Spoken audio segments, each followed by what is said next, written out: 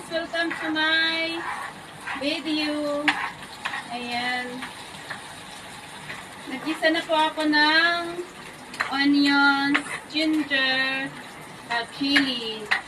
Then, lalagay ko na yung shrimp natin. Shrimp with oyster sauce. Ayan. Namumula na po yung shrimp natin. Pakuluan lang po natin sa konti. Saglit lang.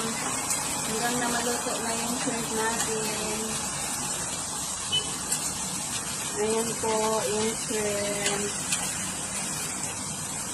O diba? Masarap po pagkatapos. Marami na namang rice ang makakain.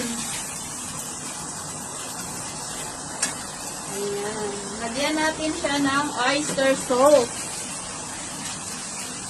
Pangkasarap.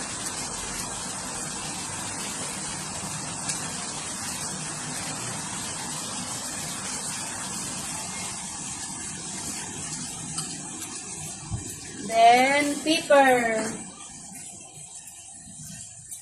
Ganyan lang po ako magluto ng shrimp with oyster sauce.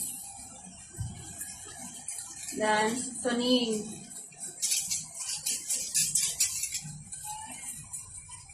Plus, soy sauce. Kasi po, hindi ako naglalagay ng salt. Yan lang po ang pinamano ko luluto. Para mas masarap.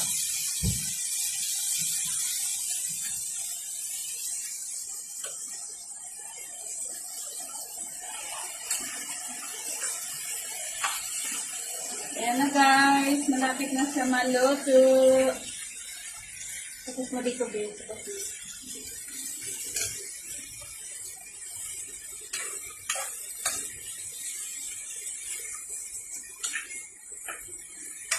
Kainan na! Guys, ayan, ito na yung niloto ko kanina na hipon. So, kain tayo guys. Diba? Babalatan muna natin to. Babalat tayo ng hipon.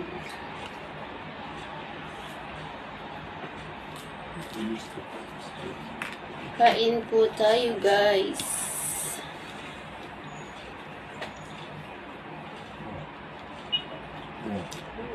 Shrimp. Of course.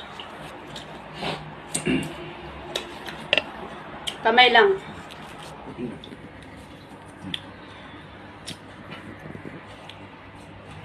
Ayan, kasama ko kumain dito.